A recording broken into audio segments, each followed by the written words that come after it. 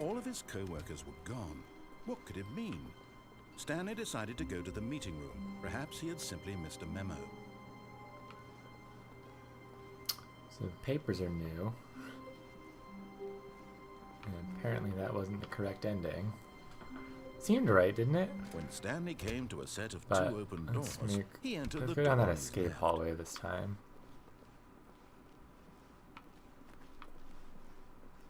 Or we could turn the mind control Yet there device was not a on. single person here either. Feeling a wave of disbelief, Stanley decided to go up to his boss's office, hoping he might find an answer. Coming to a staircase, Or we Stanley could just go walked downstairs. upstairs to Let's his go boss's downstairs and see office. what's down here. But Stanley just couldn't do it. He considered the possibility of facing his boss, admitting he had left his post during work hours. He might be fired for that. And in such a competitive economy, why had he taken that risk? All because he believed everyone had vanished? His boss would think he was crazy. And then something occurred to Stanley. Maybe, he thought to himself, maybe I am crazy. All of my co-workers blinking mysteriously out of existence in a single moment for no reason at all? None of it made any logical sense. And as Stanley pondered this, he began to make other strange observations. For example, why couldn't he see his feet when he looked down? Why did doors close automatically behind him wherever he went? And for that matter, these rooms were starting to look pretty familiar. Were they simply repeating? No, Stanley said to himself, this is all too strange. This can't be real. And at last, he came to the conclusion that had been on the tip of his tongue. He just hadn't found the words for it. I'm dreaming, he yelled. This is all a dream. Oh, what a relief Stanley felt to have finally found an answer, an explanation. His co-workers weren't actually gone. He wasn't going to lose his job. He wasn't crazy after all. And he thought to himself, I suppose I'll wake up soon. I'll have to go back to my boring real-life job pushing buttons. I may as well enjoy this while I'm still lucid. So, he imagined himself flying and began to gently float above the ground. Then he imagined himself soaring through space on a magical starfield, and it too appeared. It was so much fun, and Stanley marveled that he had still not woken up. How was he remaining so lucid? And then perhaps the strangest question of them all entered Stanley's head. One he was amazed he hadn't asked himself sooner. Why is there a voice in my head dictating everything that I'm doing and thinking? Now the voice was describing itself being considered by Stanley, who found it particularly strange. I'm dreaming about a voice describing me, thinking about how it's describing my thoughts, he thought. And while he thought it all very odd and wondered if this voice spoke to all people in their dreams, the truth was that, of course, this was not a dream. How could it be? Was Stanley simply deceiving himself, believing that if he's asleep, he doesn't have to take responsibility for himself? Stanley is as awake right now as he's ever been in his life. Now, hearing the voice speak these words was quite a shock to Stanley. After all, he knew for certain, beyond a doubt, that this was in fact a dream. Did the voice not see him float and make the magical stars just a moment ago? How else would the voice explain all that? This voice was a part of himself too. Surely, if he could just... He would prove it. He would prove that he was in control, that this was a dream. So he closed his eyes gently, and he invited himself to wake up. He felt the cool weight of the blanket on his skin, the press of the mattress on his back, the fresh air of a world outside this one. Let me wake up, he thought to himself. I'm through with this dream. I wish it to be over. Let me go back to my job. Let me continue pushing the buttons. Please, it's all I want. I want my apartment, and my wife, and my job. All I want is my life exactly the way it's always been. My life is normal. I am normal.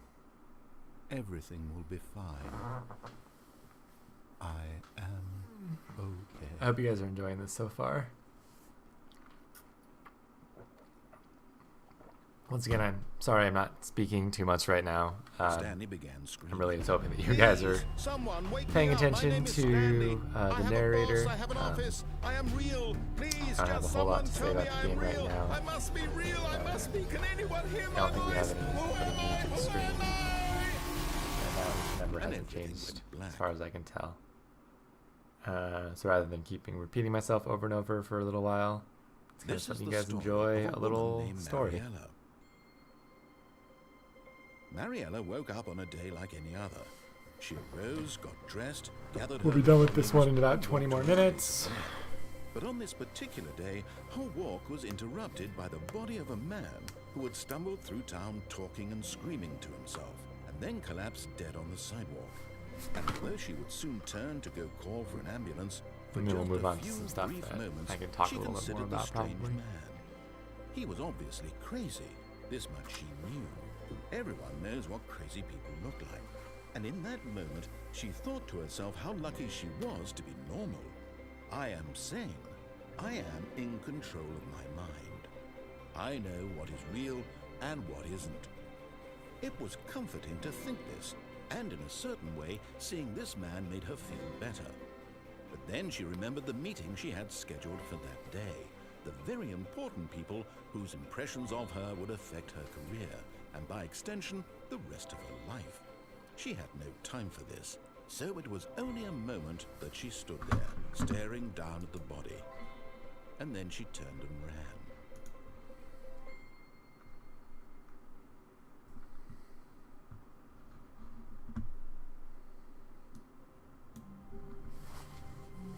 Alright, restarting again. How long was I sitting there? Stanley wondered to himself. Minutes? Days? Centuries? Did something crucial happen while my senses were turned? He made a note to be more careful with time from now on. So note to self, don't go down. When Stanley came to a set of 2 open doors, he entered the go door on his upstairs left. this time. And we'll do the escape route. Yet there was not a single person here either. Feeling a wave of disbelief, Stanley decided to go up to his boss's office, hoping he might find an answer that coming to a staircase, Stanley walked upstairs to his boss's office. It was 2845, I think was the password. Stepping into his manager's office, Stanley was once again stunned to discover not an indication of any human life. What could it mean? Stanley was in such a rush to get through the story as quickly as possible, he didn't even have a single minute to just let the narrator talk. That kind of anxiety isn't healthy, so he relaxed for a few moments with some calming New Age music.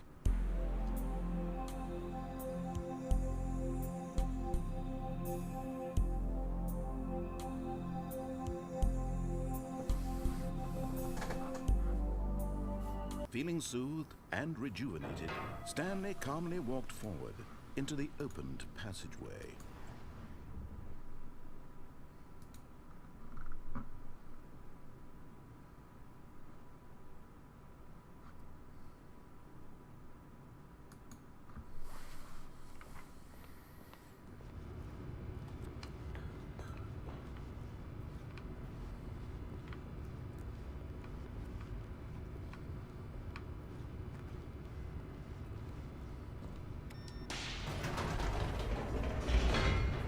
We'll try the escape route this time and see how that goes. Oh boy, I'm tired.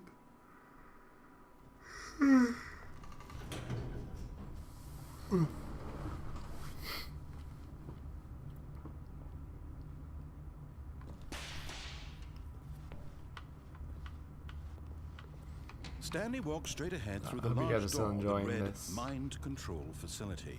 Because I am getting Although tired. this passageway had the word escape written on it, the truth was that at the end of this hall, Stanley would meet his violent death.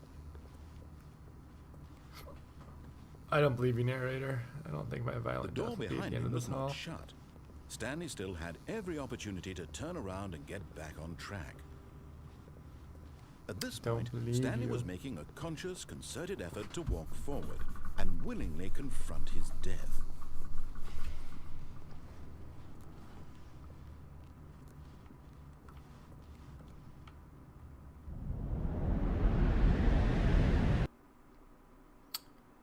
but perhaps I was wrong. Nope, here we go, still falling.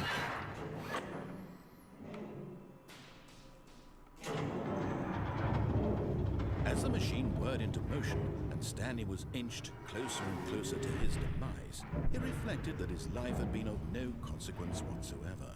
Stanley can't see the bigger picture. He doesn't know the real story, trapped forever in his narrow vision of what this world is. Perhaps his death was of no great loss, like plucking the eyeballs from a blind man.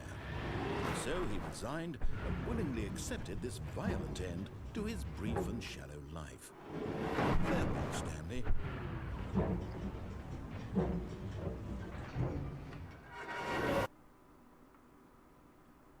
"Farewell, Stanley," cried the narrator, as Stanley was led helplessly into the enormous metal jaws. In a single visceral instant, Stanley was obliterated as the machine crushed every bone in his body, killing him instantly.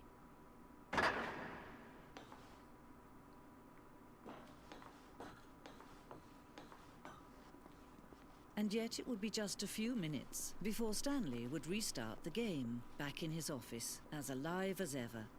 What exactly did the narrator think he was going to accomplish? When every path you can walk has been created for you long in Okay, advance, this was the correct death ending. becomes meaningless, making life Or the the same. most correct. This is the one Do you with see? the Do you see this is that the Stanley ending was with the already credits, dead from the so. moment he hit start?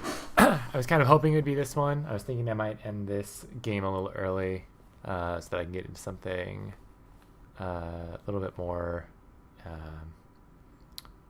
more engaging, perhaps. Less just watching, more gameplay. So just wanted to kind of get you guys into here. They have this whole cool like white mansion thing going on where they've got all their artwork and stuff like on display, and they talk about the different all the different endings. So here's a picture representing the freedom ending,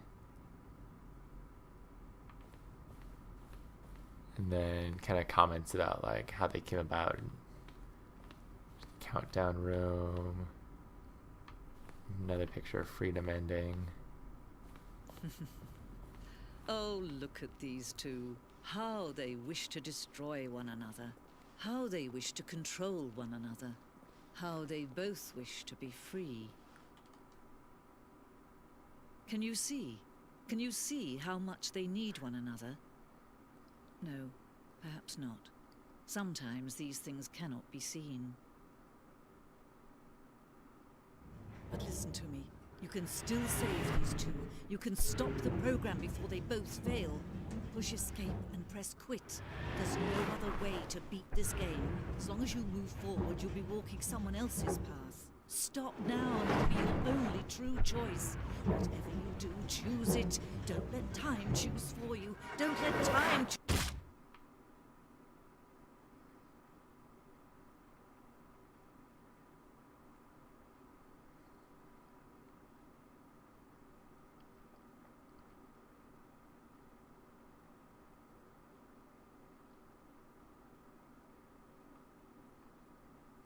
We're not going to load another one?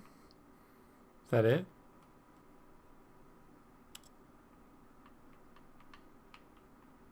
I think that actually might be how that ends. So yeah, you can begin the game again. And it starts you right back over. And you can go look for more endings. But I think I'm going to call it there for this game. It's a little bit early, but there's not a whole lot more to see. I mean, there's a lot more endings. You could go, back in your boss's office, but instead of going down the escape path, you can go to the mind control room, and then instead of turning the power off, you can turn it on. That's an ending. There's a few more endings if you go through the right door instead of the left door. And I'm sure there's some. Actually, I don't remember exactly where it is, but if I can find it, I want to show you just one more.